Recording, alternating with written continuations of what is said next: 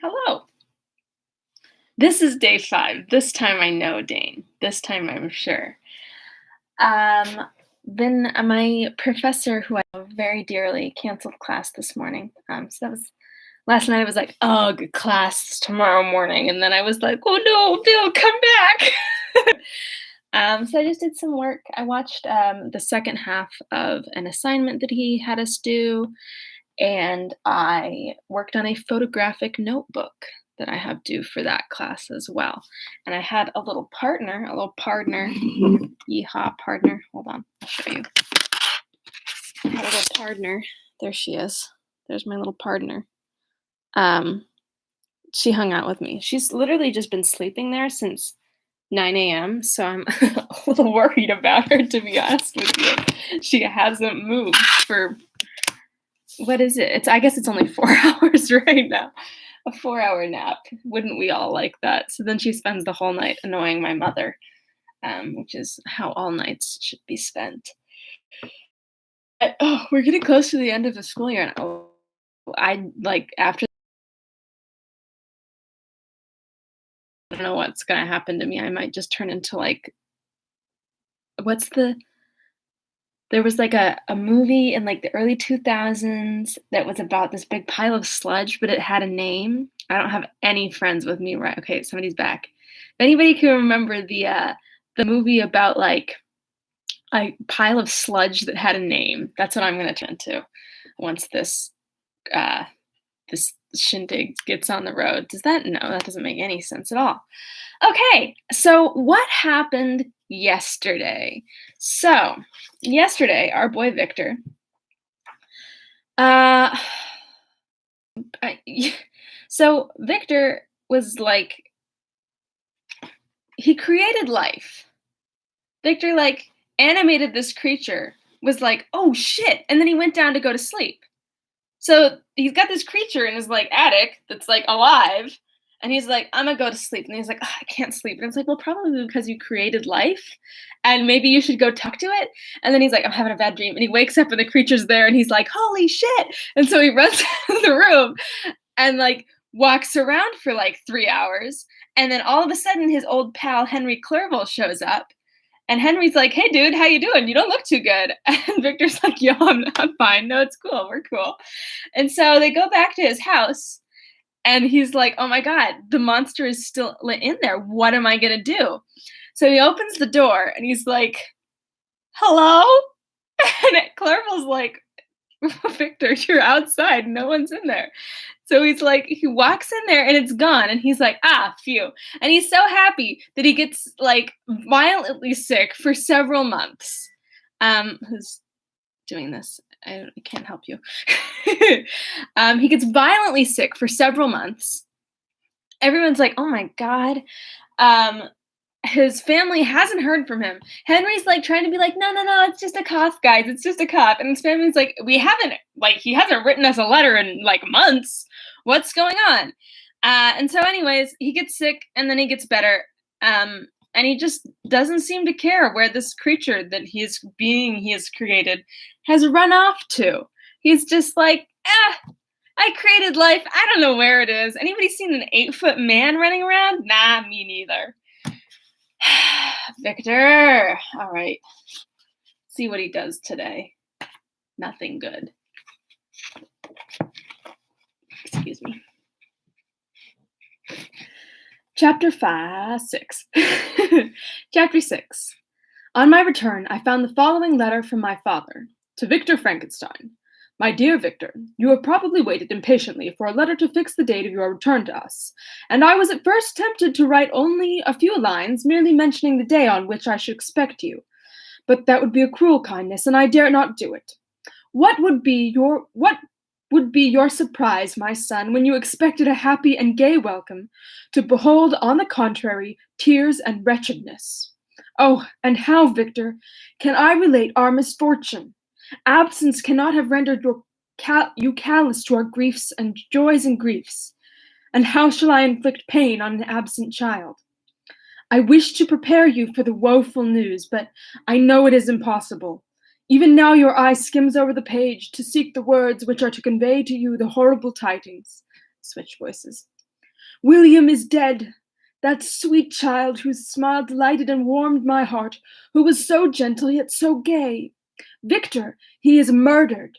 I will not attempt to console you, but will simply relate the circumstances of the transaction.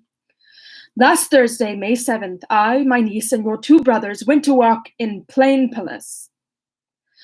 The evening was warm and serene, and we prolonged our walk farther than usual.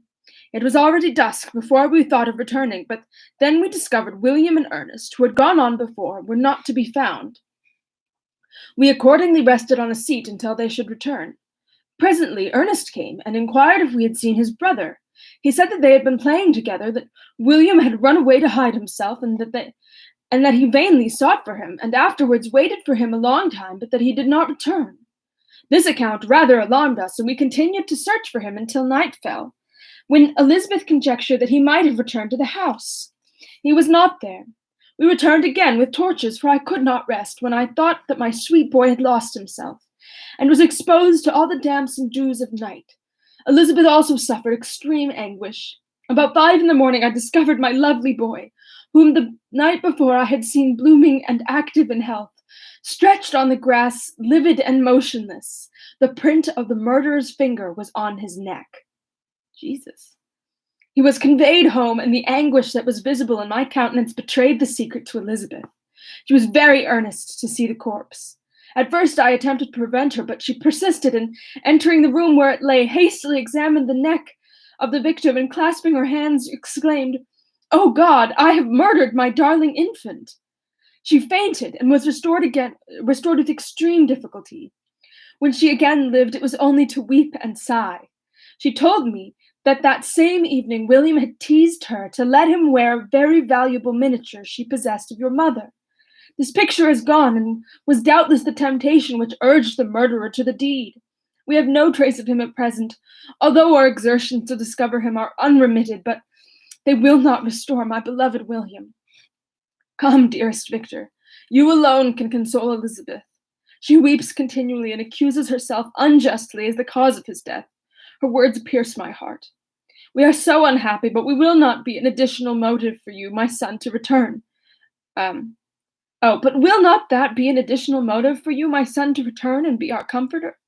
Your dear mother, alas, Victor, I now say, thank God, she did not live to witness the cruel, miserable death of her youngest darling. Come, Victor, not brooding thoughts of vengeance against the assassin, but with feelings of peace and gentleness that will heal, instead of festering the wounds of our minds. Enter the house of mourning, my friend, but with kindness and affection for those who love you, and not with hatred for your enemies. Your affectionate and afflicted father, Alphonse Frankenstein, Geneva, May 12th, 17-something. Clerval, who had watched my countenance as I read this letter, was surprised to observe the despair that succeeded to the joy I at first expressed on receiving news from my friends. I threw the letter on the table and covered my face with my hands. "My dear Frankenstein," exclaimed Henry, when he perceived me weep with bitterness, "are you always to be unhappy? My dear friend, what has happened?" I motioned to him to take up the letter, while I walked up and down the room in the extremest agitation. Tears also gushed from the eyes of Clerval, as he read the account of my misfortune. "I can offer you no consolation, my friend," said he. "Your disaster is irreparable. What do you intend to do?" "To go instantly to Geneva. Come with me, Henry, to order the horses." During our walk, Clerval endeavored to raise my spirits. He did not do this by common topics of consolation, but by exhibiting the truest sympathy. "Poor William," said he, "that dear child, he now sleeps with his angel mother. His friends mourn and weep, but he is at rest. He does not now feel the murderer's grasp. A sod covers his gentle form, and he knows no pain. He can no longer be a fit subject for pity. The survivors are the greatest sufferers, and for them time is the only consolation. Excuse me. Those maxims of the Stoics, that death was no evil, and that the mind of man ought to be superior to despair on the eternal absence of a beloved object, ought not to be urged. Even Cato wept over the dead body of his brother. Mary just like thinks that I'm so much smarter than I am, but Mary, I haven't read all these Greek people. I'm sorry. How were you to know that I, a 21st century dummy, would be reading this? Clerval spoke thus as we hurried through the streets. The words impressed themselves on my mind, and I remembered them afterwards in solitude. But now, as soon as the horses arrived, I hurried into the cabriole and bade farewell to my friend. My journey was very melancholy. At first I wished to hurry on, for I longed to console and sympathize with my loved and sorrowing friends. But when I drew near my native town, I slackened my progress. I could hardly sustain the multitude of feelings that crowded into my mind. I passed through scenes familiar to my youth, but which I had not seen for nearly 6 years. How altered everything might be during that time.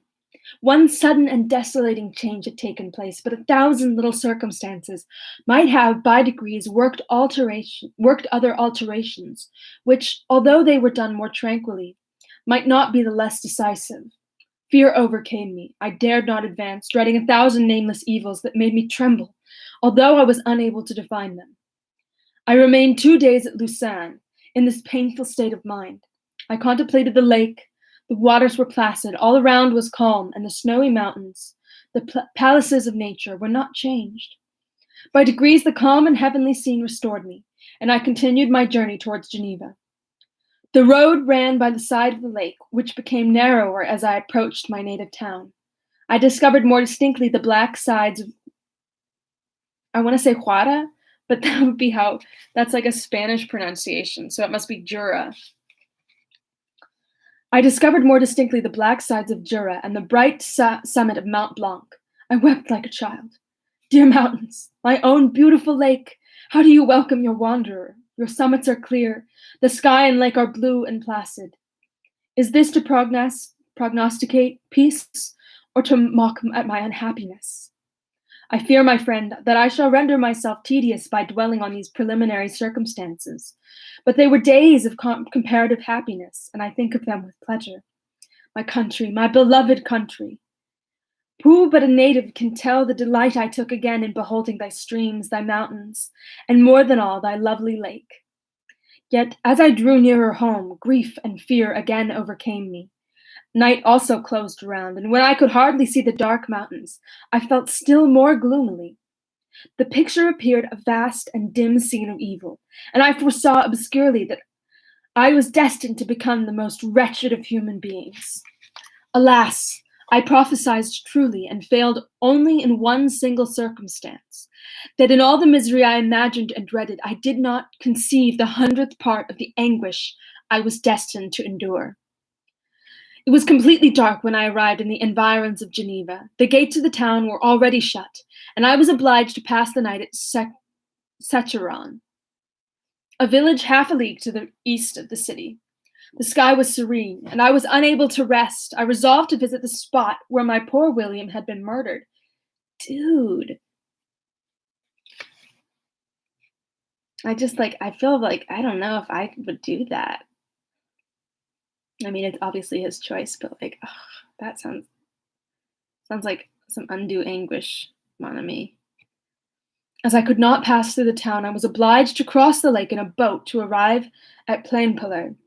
During this short voyage, I saw the lightings playing on the summit of Mont Blanc in the most beautiful figures. The storm appeared to approach rapidly, and on landing, I ascended a low hill that I might observe its progress. It advanced. The heavens were clouded, and I soon felt the rain coming slowly in large drops, but its violence quickly increased. I quitted my seat and walked on, although the darkness and storm increased every minute, and the thunder burst with a terrific crash over my head. It was echoed from Salive.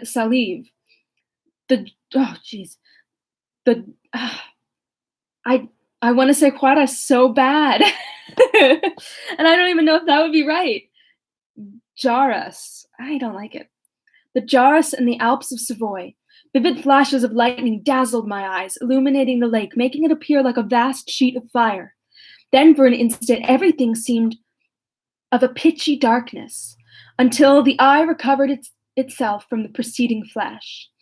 The storm, as is often the case in Switzerland, appeared at once in various parts of the heavens. The most violent storm hung exactly north of the town, over the part of the lake which lies between the promontory of Bellerive and the villages of Copet. It's probably like Copet or something, but another storm enlightened Jaro with faint flashes, and another darkened and sometimes disclosed the Mole. I'm sure it's mole, but everything in my being wants this to be Spanish pronunciations.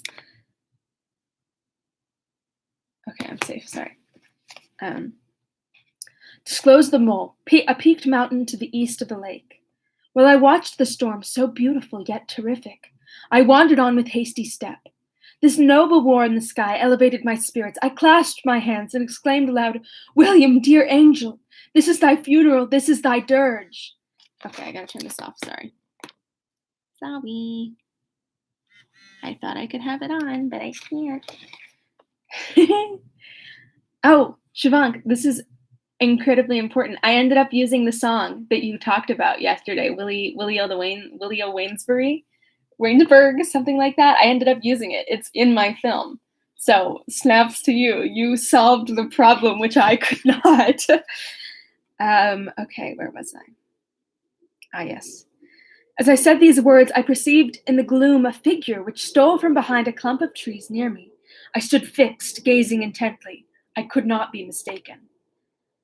A flash of lightning illuminated the object and discovered its shape plainly to me, its gigantic stature, and the deformity of its aspect, more hideous than belongs to humanity, instantly informed me that it was the wretch, the filthy demon to whom I had given life. Ethic. What did he there? Could he be? I shuddered at the conception. The murderer of my brother? No sooner did that idea cross my imagination than I became convinced of its truth. My teeth chattered, and I was forced to lean against a tree for support. Sorry. I'm sorry, Victor. The figure passed me quickly, and I lost it in the gloom. Nothing in human shape could have destroyed that fair child. He was the murderer. I could not doubt it. The mere presence of the idea was an irresistible proof of the fact. I thought of pursuing the devil, but it would have been in vain, for another flash discovered him to me hanging among the rocks of the nearly perpendicular ascent of Mont Saleve, a hill that bounds Plain Pelée to the south. He soon reached the summit and disappeared. I remained motionless. The thunder ceased, but the rain still continued, and the scene was enveloped in an impenetrable darkness. I revolved in my mind the events which I had until now sought to forget, the whole train of my progress towards the creation, the appearance of the work of my own hands alive at my bedside, its departure. 2 years!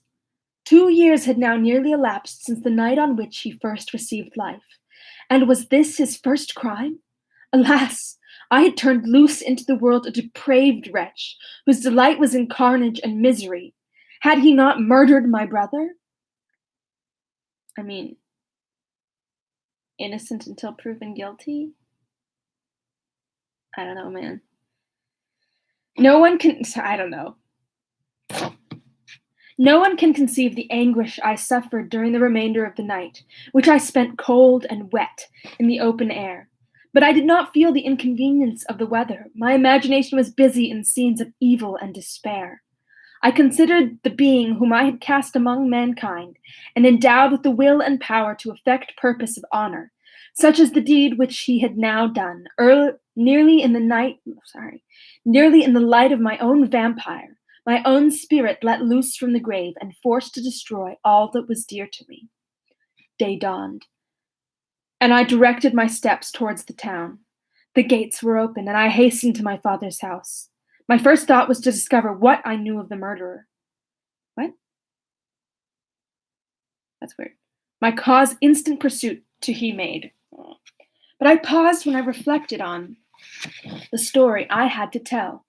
A being whom I myself had formed and endued with life had met me at midnight among the precipices of an inaccessible mountain. I remembered also the nervous fever with which I had been seized just at the time that I had dated my creation. You dated your creation? Sorry.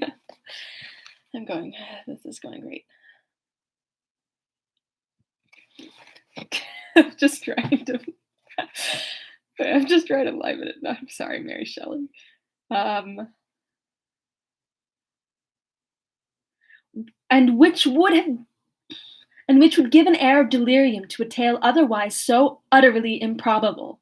My, like, I don't know, this book is like working out my cheek muscles. I'm gonna get swole, but exclusively in my cheeks. I well knew that if any other had communicated such a relation to me, I should have looked upon it as the ravings of insanity. Besides, the strange nature of the animal would elude all pursuit, even if I were so far credited as to persuade my relatives to commence it. Besides, of what use would be pursuit? Who could arrest a creature capable of scaling the overhanging sides of Mount Solive? These reflections determined me, and I resolved to remain silent. This guy is like, oh God, I'm pretty sure I know who the murderer is, but I don't think I should say it.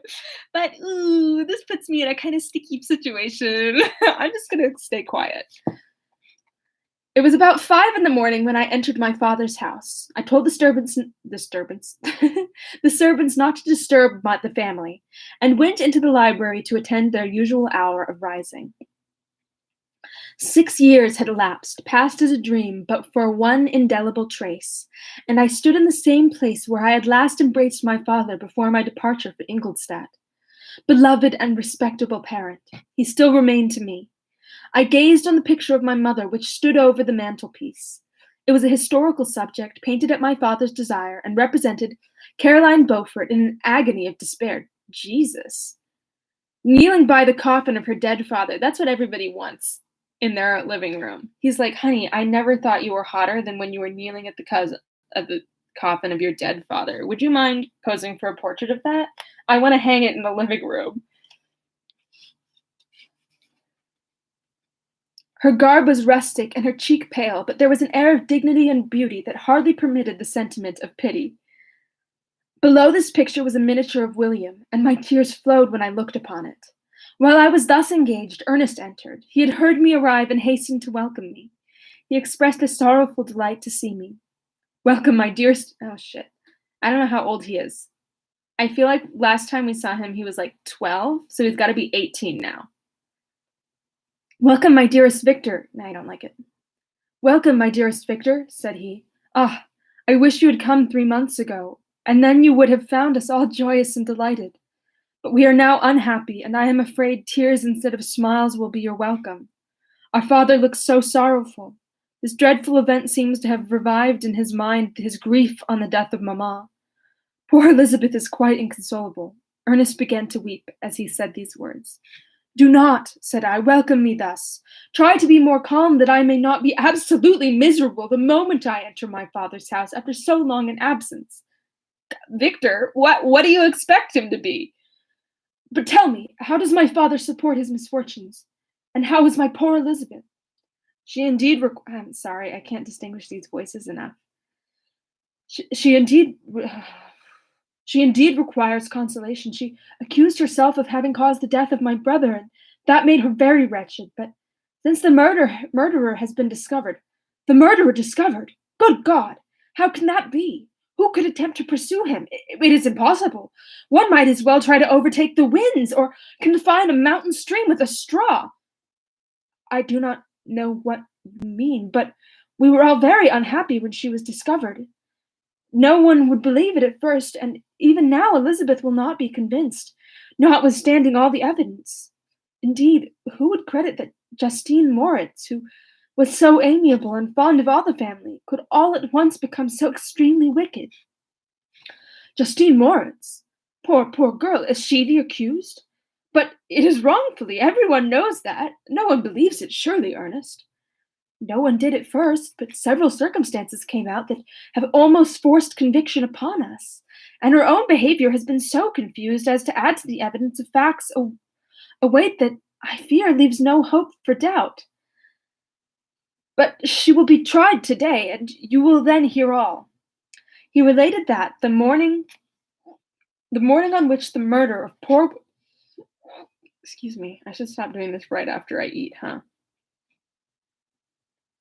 The murder of poor William had been discovered. Justine had been taken ill and confined to her bed, and after several days, one of the servants, happening to examine the apparel she had worn on the night of the murder, had discovered in her pocket the picture of my mother, which had been judged to be the temptation of the murderer. The servant instantly showed it to one of the others, who, without saying a word to any of the family, went to a magistrate, and upon their deposition, Justine was apprehended. On being charged with the fact, the poor girl confirmed this suspicion, in a great measure by her extreme confusion of manner. I'm betting she probably saw an 8-foot man by the lake, and they were both like, ah! And he dropped the thing, and she picked it up. And now they're like, Justine, did you kill the boy? And she's like, what boy? Who killed what? There's an 8-foot man running around. Does anybody want to talk to me about that? And everyone's like, gosh, she's just crazy. Oh no, Justine. This was a strange tale, but it did not shake my faith. And I replied earnestly, you are all mistaken. I know the murderer. Justine, poor good Justine, is innocent. All right, hopefully he's going to come clean.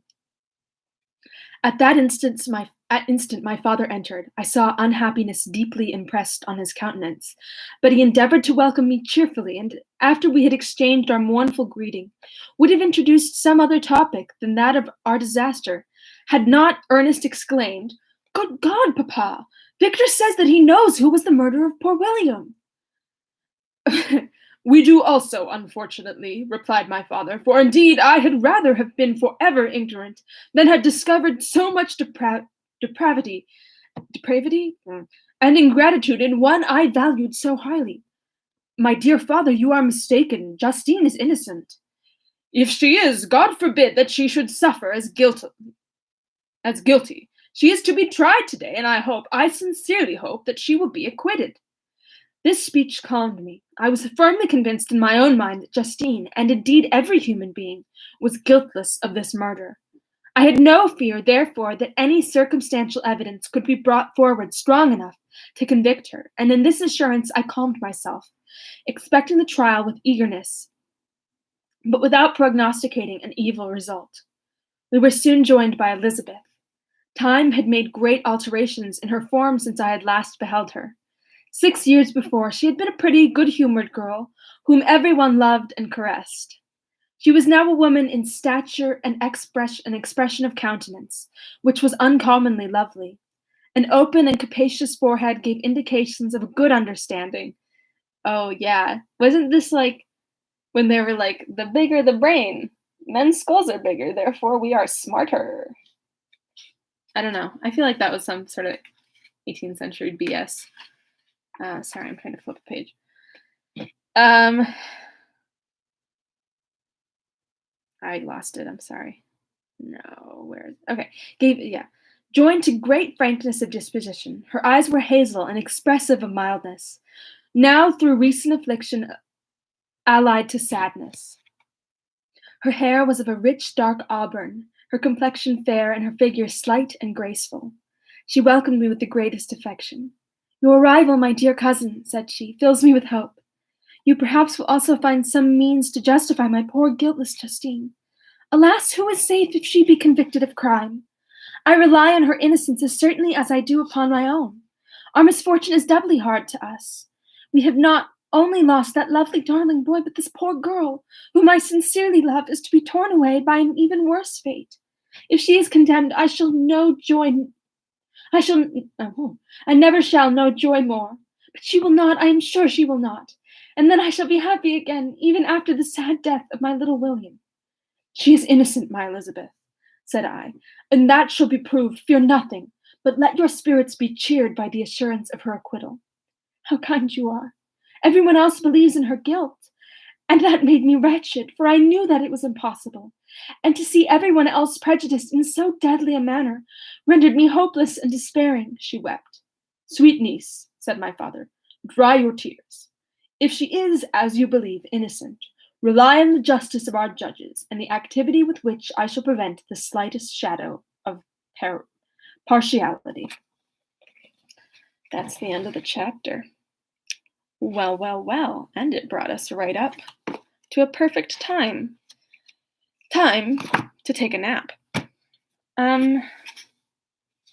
Mary, we're one chapter away from the end of part 1, and the monster, the major draw of this book, it's not called Victor. It's called Frankenstein. Well, I guess Frankenstein is technically his name, so I guess she's right. But everybody thinks the monster is called Frankenstein. Shouldn't she have anticipated that? I think it's like Hamlet for me, is that like Hamlet is a this is gonna sound weird. Hamlet is about Hamlet, and Frankenstein is about Frankenstein. And if you don't like the character, you're kind of chuck out of luck. Which is Frankenstein's just a little like dramatic. He's not like guilty for his actions, I really feel. He's just kind of like, I don't want to talk about it. I'm not going to do anything. I'm not going to be accountable. He's not accountable. He's guilty, but he doesn't do anything about it. And I'm like, I don't really feel that bad for you. Like, maybe you'll feel better once you're in the Arctic chasing him. At least then you'll have done something. But I just don't like him that much right now, which is unfortunate. I would have really liked to have liked him. I like the words. I think my favorite part right now is the words. Honestly, I like her descriptions the best of all. Yeah. I was thinking the other day, I think Eleanor is the smartest character we've read so far. And I mean, like, she has her moments. She's not He embodies the word pasty. Eleanor, has her moments. She's like, I'm just gonna but she's like, she's practical. Listen, if Eleanor created something in the attic, first of all, she wouldn't. Second of all, she would be like, whew, Mama, we got a problem. So I just wish he would be a little more accountable for his actions. You kind of inadvertently killed your brother, my dude. Okay, logging off for today. I will see you tomorrow. Tomorrow is Wednesday, so I will be in at 4:15 after my screenwriting class, and I will. Eleanor would be taking it to like debutante balls and like would be best of friends with the monster. Things would have worked out a lot better was this Eleanor's monster.